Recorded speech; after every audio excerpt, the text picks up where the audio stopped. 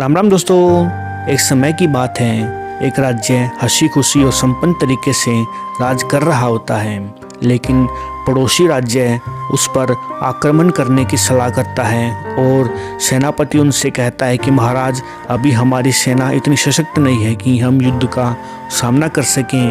अगर युद्ध हुआ तो हमारी हार निश्चित है।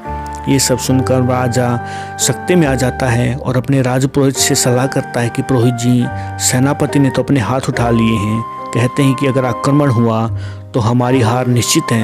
तब पुरोहित जी कहते हैं कि उसे तुरंत अपने पद से निकाल दो। फिर महाराज कहते हैं कि फिर क्या होगा? फिर मेरा शिष्य आपके युद्ध की अगुवाई करेगा। तब महाराज फिर से सख्ते में आ जाते हैं कि महाराज, ये कोमल बच्चा कैसे हमारे युद्ध में हमारे साथ आ सकता है और नेतृत्व करेगा।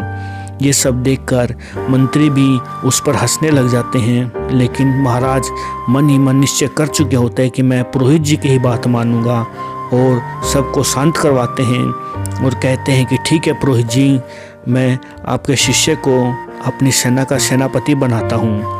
और ये सब करके महाराज अपने सभी मंत्रियों को बुलाते हैं और एक सभा होती है कि अपनी आगे की रणनीति कैसे तैयार की जाए, कैसे हम युद्ध में लड़ेंगे और किस किस तरीके से हमारे को क्या क्या सामग्री और क्या क्या अस्त्र शस्त्र चाहिए होंगे। इन सब के बारे में अपने मंत्री जी से सलाह करता है और पुरोहित जी कहते हैं कि महाराज, युद्ध पर निकलने से पहले हमें भगवान के दर्शन अवश्य करने चाहिए, जिससे हमें उनका आशीर्वाद मिले।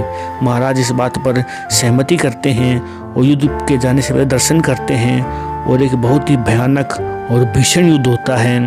परंतु सौभाग्य से राजा का सैनिक सभी जीत जाते हैं और पुरोहित का शिष्य भी जीत जाता है। तब महाराज बड़े प्रसन्न होते हैं और राजमहल में दावत दी जाती है और सभी हंसी खुशी रहते हैं। और जो पुरोहित के शिष्य का मजाक उड़ाते थे वो सब उसको बधाई देते हैं और उनकी साहस और वीरता की बड़ी प्रशंसा करते हैं। तो दोस्तों, अगर आपके राज्य में या आपके परिवार में कोई मुसीबत आए तो हमें धैर्य नहीं खोना चाहिए।